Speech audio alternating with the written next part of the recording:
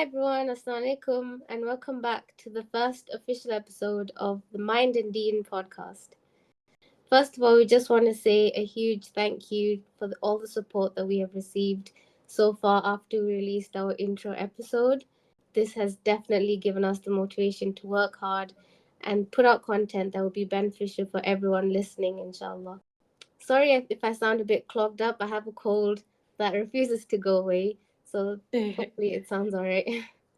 Without further ado, today's episode is going to be on post-Ramadan reflections. So, since Ramadan just got over a few weeks ago, and everyone has either been getting back to their old routines or figuring out new ones, we thought that this would be a great time to go over and reflect how our Ramadan went and the different activities that we engaged in that really helped our mental health, and how we can incorporate these activities outside of the month to help us achieve that peaceful feeling that we so often crave for outside of Ramadan. Yeah, inshallah. So I just wanted to read this quote.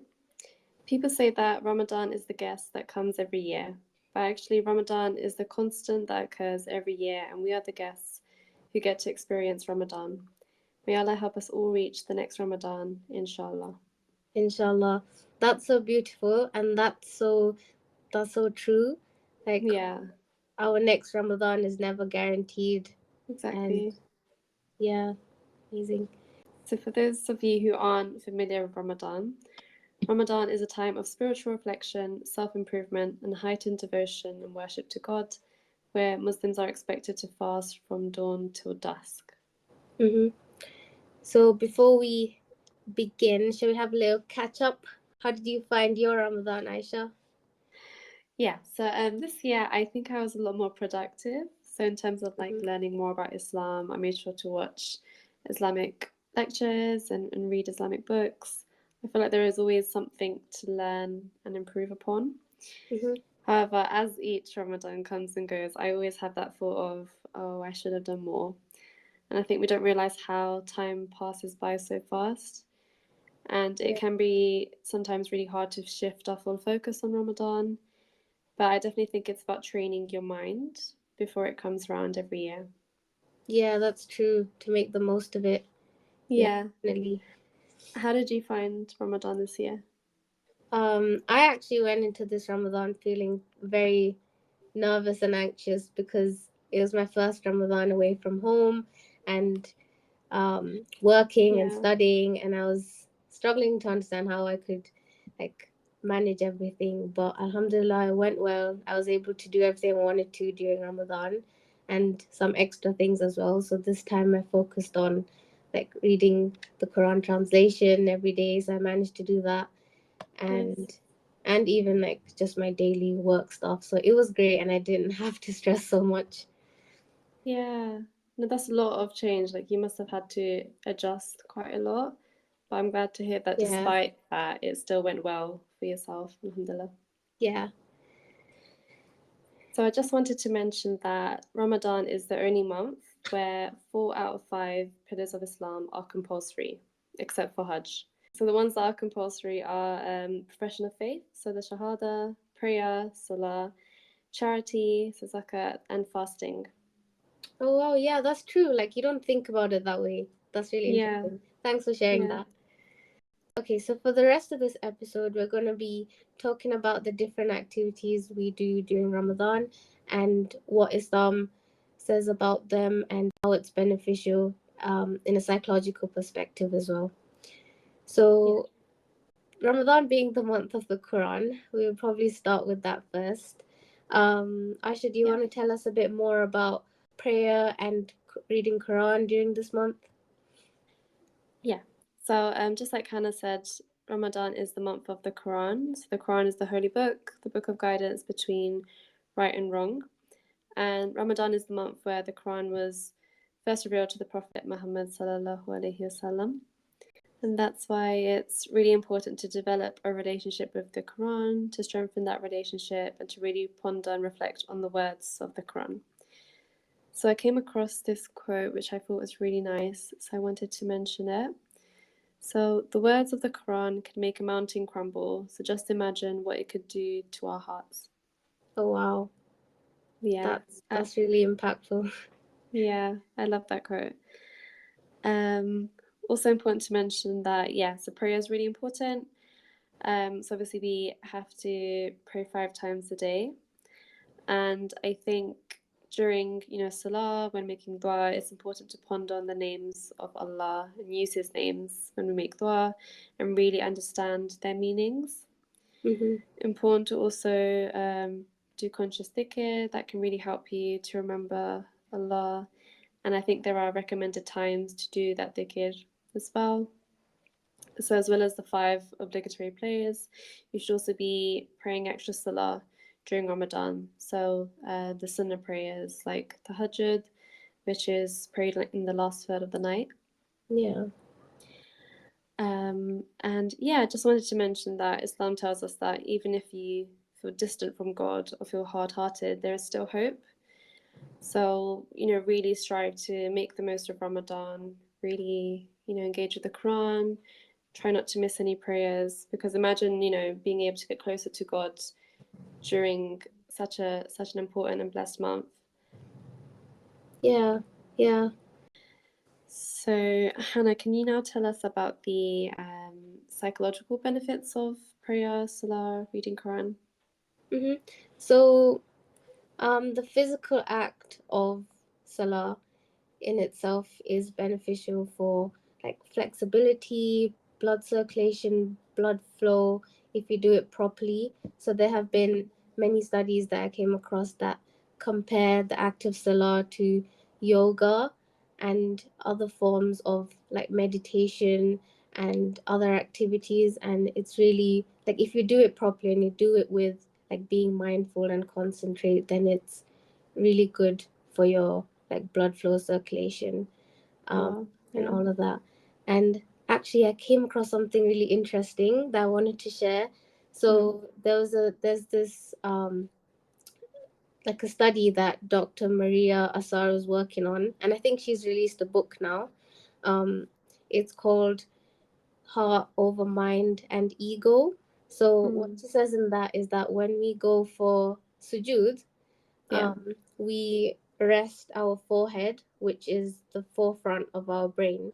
So what we do is, what she says is that we humble our prefrontal cortex, which is the forefront of our brain, and that's the area dedicated to decision making and planning, and it also contributes to our anxieties and overthinking.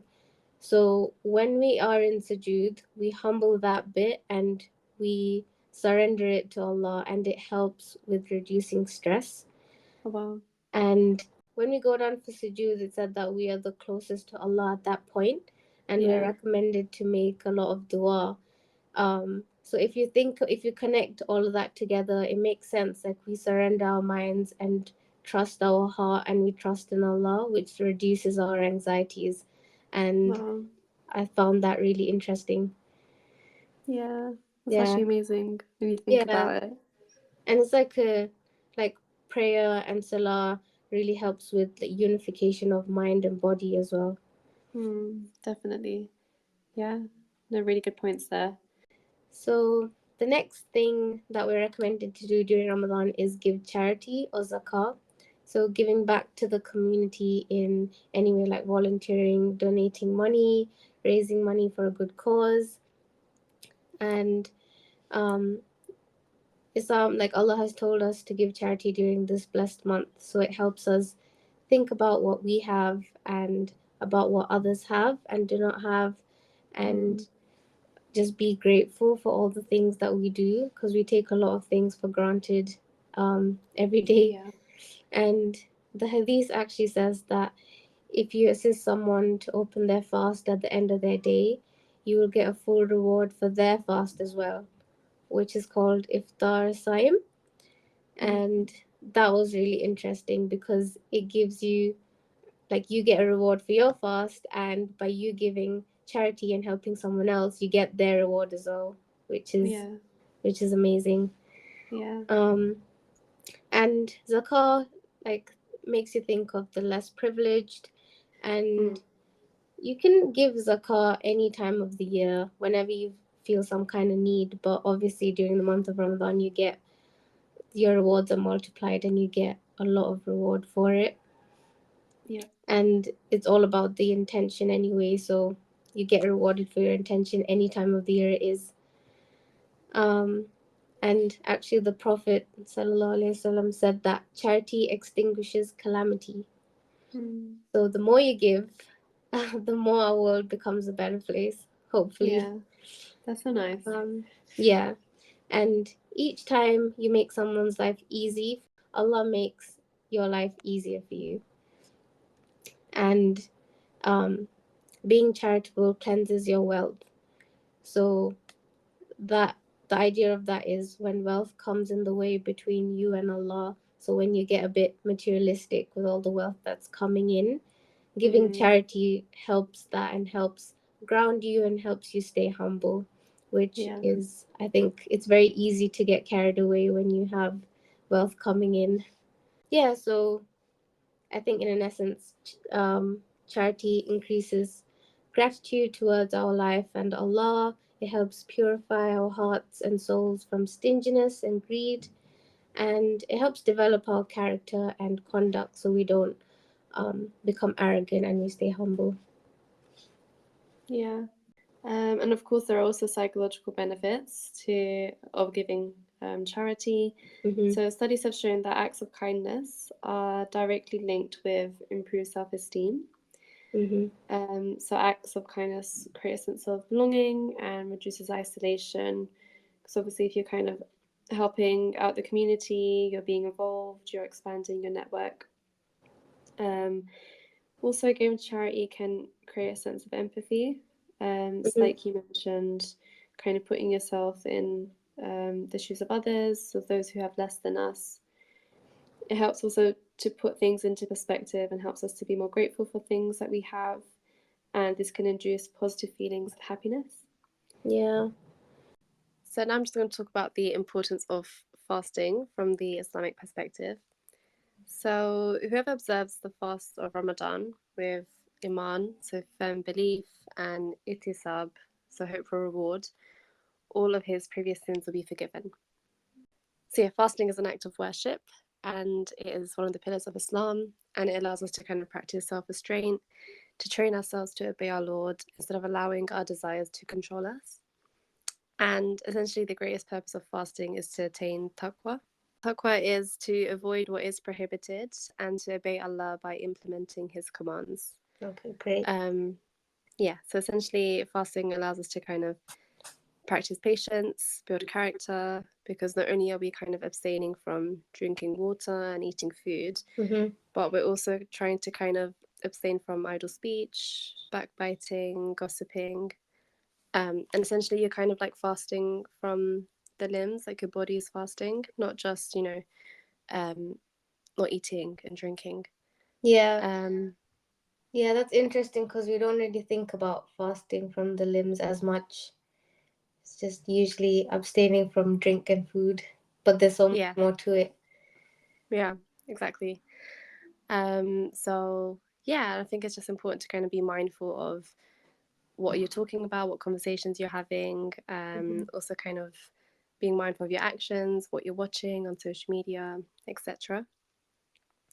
And essentially, yeah, fasting teaches us ikhlas as well. So ikhlas is sincerity, essentially doing everything for the sake of God. And just one thing I wanted to mention is that I think the soul needs a limit of how much it can absorb from this dunya, this temporary life. And just like I mentioned, it's like important to not kind of get distracted by social media. And we should just be more mindful during the month of Ramadan and kind of do everything in moderation. So like not kind of watch too much like TV shows and kind of get absorbed by like songs and music. But yeah, Yeah, just wanted to add that. great. Okay, so if you look at fasting from a scientific and psychological perspective, studies show that fasting requires a lot of self control and discipline. Mm, And just being able to complete a fast increases our self esteem. And it's also better for our self awareness and self regulation. cool. I can imagine it also kind of increases empathy as well. Yeah, yeah. So helps with self-awareness, self-regulation, and empathy, and helps us be more mindful of our actions and thoughts, which reduces our stress as well. And the physiological side of fasting, like not overeating, reduces obesity and increases our metabolism. So it decreases our appetite, which is why we can't eat much after fasting. So if Yeah. you it's like when we break fast during iftar, we don't really eat that much. Yeah, like you want to, your eyes want to eat so much, but then you can't even stomach it when it comes to it. Yeah, yeah. And other physiological benefits include like correcting high blood pressure, and prolonged fasting promotes detoxification in the body. Yeah. And something I didn't know was that it changes hormones and gene expression, which helps prevent many diseases, which is Oh quite wow, interesting. that's crazy. And another thing is that it helps with substance use. Mm. So, the recommended intervention for substance use by Stanford is abstaining from that activity or that particular drug for minimum 4 weeks. So, Wow. And Ramadan is a month as well, like yeah, four so weeks. yeah, so if you have any unhealthy habits or unhealthy things that you want to get rid of, then Ramadan is a good time to start. Yeah, yeah, awesome. And fasting also contributes to a healthier brain and cognitive function and helps us improve our well-being and mental health and has a similar impact to physical exercise. Yeah, no, really great points there. And I think that's why a lot of people practice intermittent fasting, don't they? Like it's part of their Mm, lifestyle because of all yeah, these benefits that you mentioned. Yeah, yeah, great. yeah, true, yeah. So another thing that we do a lot of during Ramadan is self-reflect on our actions, on our deen. And I think viewing Ramadan as a gift, viewing this month as a gift, really helps us make the most of it. Uh, Mm, so like we said earlier, the next Ramadan is never guaranteed, and yeah. um, it's a time to really reflect on unhelpful and unhealthy habits, like spending too much time on social media, um, or being more mindful of our language and how we use our words. Mm, And self-reflection also includes being grateful. So yeah. gratitude towards Allah for letting us be part of this beautiful month, and also practicing gratitude outside of the month for everything that we have and our experiences. Yeah, And I think seeking forgiveness during this month for our shortcomings is really important. So for definitely. our sins and shortcomings, and asking Allah to accept our good deeds within and outside the month of Ramadan. And it's also important, I think, to have firm intention to continue these good deeds outside of this month as well. Yeah, intention is such a big thing, isn't it? When it comes to praying, making dua, whatever you're doing, like the good that you're doing, if you have that firm intention, then you will, inshallah, get the reward for it. Yeah, and I think it's really nice that we get rewarded for our intention Yeah, yeah, more than our action. yeah. No, it is really nice. It's amazing. Yeah. Yeah, I think that Um, itself is like it reduces stress because you don't have to, like, if you really have a genuine intention and you don't end mm, up doing what you wanted to do, at least you know that you get a reward for your intention. yeah, exactly. Because you had that intention to do that good thing, Yeah, which is actually amazing. Like the way it all works is amazing. yeah, And then yes, just to kind of talk about the psychological benefits of self-reflection. So, gratitude is really beneficial for our mental health as it allows us to kind of be very mindful of ourselves, but mindful of the feelings of others as well. mm, So, it definitely helps us to be very present and in the moment. So, even with like clients, like during interventions with clients, we kind of recommend gratitude journaling or kind of sitting down, having to think about what you're grateful for. We even yeah, recommend kind of moments for like reflection, like even just taking out 5 minutes in the week where you kind of sit down and have a think about, what experiences you went through, how those situations made you feel in terms of your emotions, what thoughts you had, just to kind of really build that self-awareness. Yeah. And have they come back with any feedback after doing this?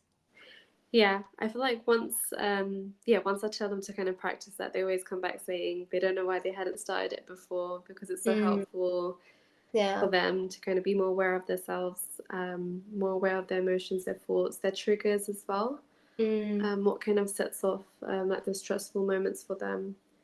Yeah. And I feel like, it just kind of helps you to kind of grow as a person, that awareness. Yeah, definitely. And I think it's good to have like that reminder from someone, because we just tend to get carried away with our daily life. Yeah, exactly. And I feel like even if it's just kind of you writing down 3 things that you're grateful for, even if it's the same 3 things every single day, at least you're still practicing that, like kind of being mindful, being grateful, just like you mentioned. It's just a nice reminder to have for yourself. Yeah. And it's a good point that you said that the same 3 things is Yeah, fine, because you don't have to have something new to be grateful for, exactly. which Yeah. is like, yeah. But yeah, I feel like without self-reflection, you can kind of get stuck in a cycle of unhelpful behaviors, and this can kind of prevent yourself from growing, because you're not really kind of thinking about your strengths, your weaknesses. Yeah. And just the last point, it kind of also helps you to kind of understand what you believe in, what your core values are, and how to kind of get back in touch with them if you've lost that touch. Yeah. I think there's so much, like you said, to be grateful for. Like it's Yeah. all small things, and there's a lot about you that you learn by being very self-reflective. Yeah. So yeah, it's a good practice. 100%. Yeah. And yeah, just to kind of talk about routine. So within the Islamic perspective, so obviously during Ramadan, we do a lot during the day, during the night. It's like completely packed. So obviously we have the routine of salah, like we're praying throughout the day, reading Quran throughout the day, and of course we are fasting during the day as well. And we do these things to worship God, to thank Him, to humble ourselves to Him, and to converse with the Lord of the worlds. And I think that is something that we should often remind ourselves about. Like when you are praying, when you're reading Salah, you are having a conversation with God. And that is such a special thing. Yeah. And like that is such a special moment between you and your Lord. And you should kind of make every effort to kind of, make time for that, or even kind of present yourselves in a way, like kind of wearing your best clothes, really preparing yourself for that conversation with God. Yeah, that's a very important thing, like viewing it as a conversation. It becomes very personal and Yeah, intimate. yeah, exactly.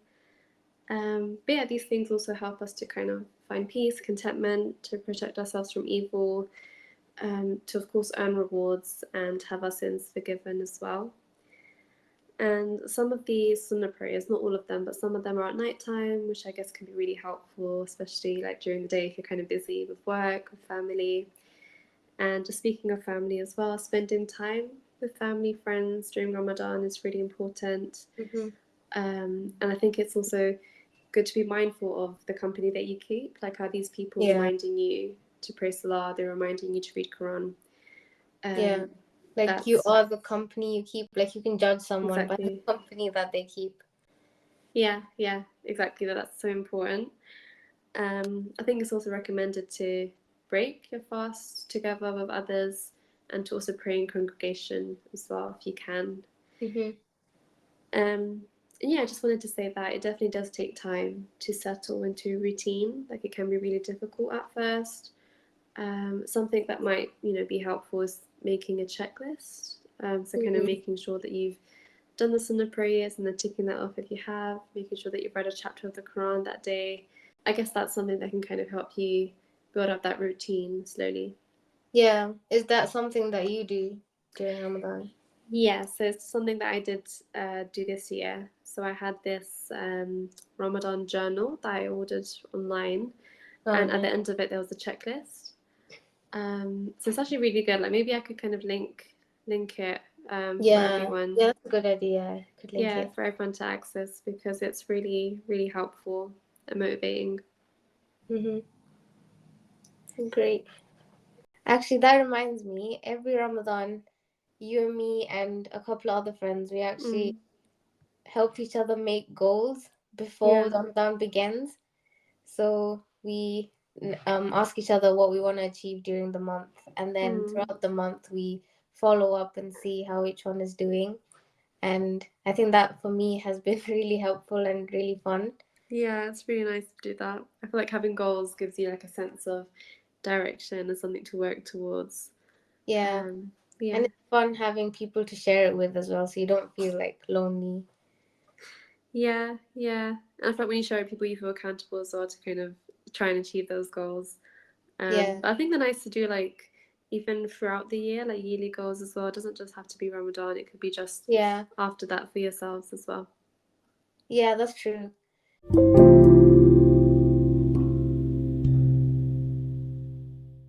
Oh, so that brings us to the next bit on how to carry on Yeah. the things that we do in Ramadan outside of the month. So, is there anything in particular, Aisha, that you take outside of the month, and how do you do that?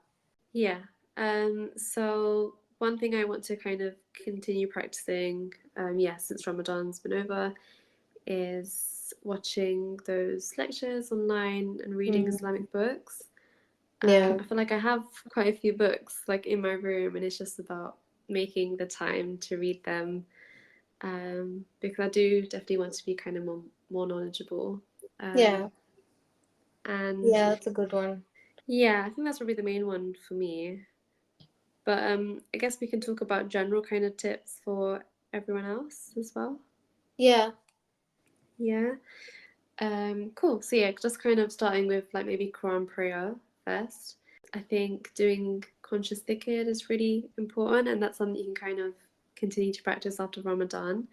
So there are recommended times to do them. So there's the morning adhkar, which is between the Fajr prayer and sunrise, and mm. then the evening adhkar between Asr and sunset, and then also before you go to sleep and after Salah. So quite a few different points there, but I feel like once you kind of get into that routine and habit of doing the dhikr, And I um, think picking a time where you feel most comfortable first. So if there's like, yeah, for me, I think I prefer mornings, and I think I have that time in the morning to like consciously make the dhikr. So that would be where I would start first.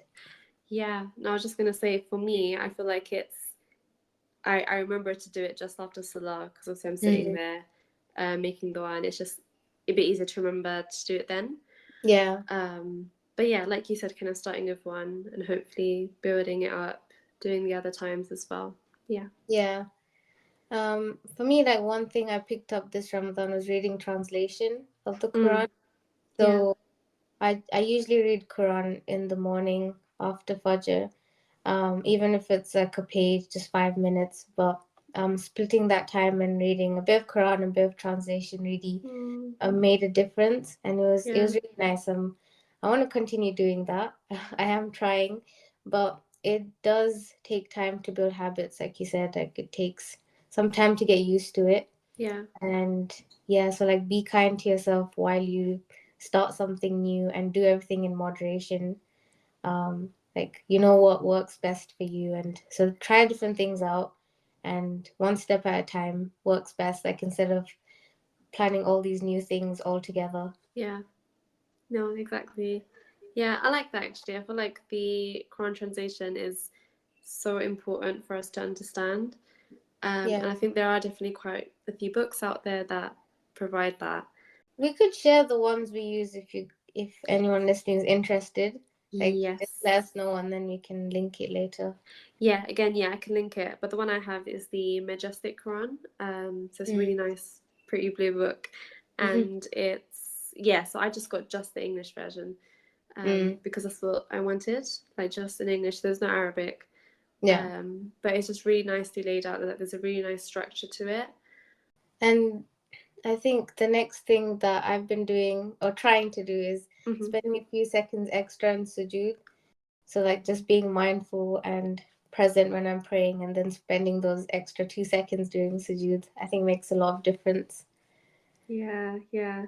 And that's amazing that you want to kind of like you're trying to do that, because I feel like it's like I mentioned earlier, prayer salah, it's you having a conversation with God.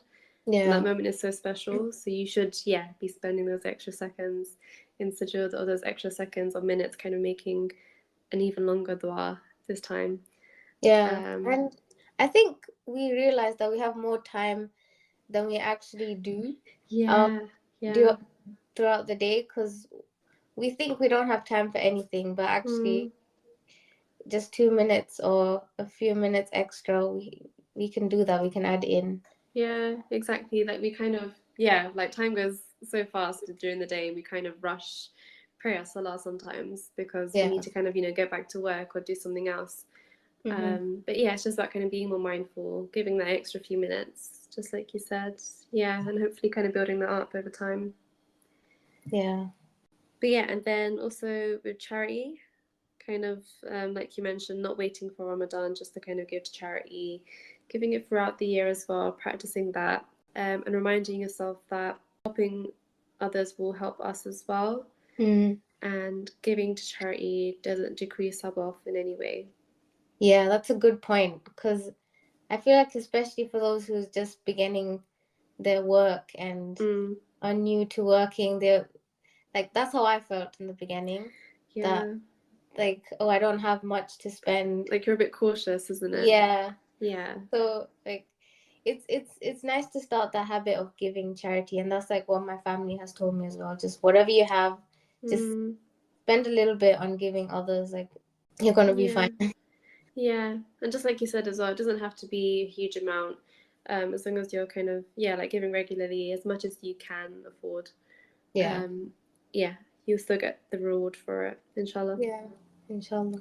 Yeah. So with fasting, Mm, so like we said, fasting with your limbs is yeah. something that we can continue to do outside the month of Ramadan. So, decreasing the amount of distractions, um, Mm, keeping your phone away, and being mindful of the time you're spending and how you're spending it. mm, When we sleep or just before sleeping, keep your phone away. Avoid the scrolling. yeah. Avoid it as soon as you wake up. Like, just small tweaks in your routine would really help. And Yeah, and also even when you're like praying, kind of keeping your phone away from you. I know it's sometimes we're tempted to kind of check on the time, or mm, um, maybe to kind of like, yeah, wait for a message, send someone a message. But yeah, just important to kind of like between rakats, not to kind of check your phone. So putting it away in another room can be really helpful to kind of avoid that, and to kind of just make sure you have that full focus on the prayer. yeah, and just being mindful of everything that you do, like what you say, what you listen to, what you're taking in throughout the day, because it really does have an impact on how you regulate your emotions and your feelings. Mm, And I think fasting in the more normal sense, like not overeating, is something to practice throughout the year as well. yeah, that's And, true. Yeah, like and not just in Ramadan. Yeah. yeah, and eating like healthy food, because even that has an impact on your well-being. Yeah, I think it is recommended as well to kind of fast on Mondays and Thursdays. Mm-hmm. Um, so yeah, just kind of like practicing that if you can throughout the year. Yeah, And then yeah, also on like routine, self-reflection, having a fixed routine, reflecting on the things that you're grateful for, often like weekly as best as you can. So like we mentioned, having like a gratitude journal, having a diary, journaling, getting family involved, like you mentioned, Hannah, yeah. so you feel a bit more accountable, and so you're sharing that with other people, which can be nice. But yeah, did you want to add anything else on that one? No, I think that's it. Like, do let us know if you have any other tips or any other Mm, practices that you engage in after Ramadan, so we can learn as well. Or yeah, anything we've missed out, just let us know. yeah.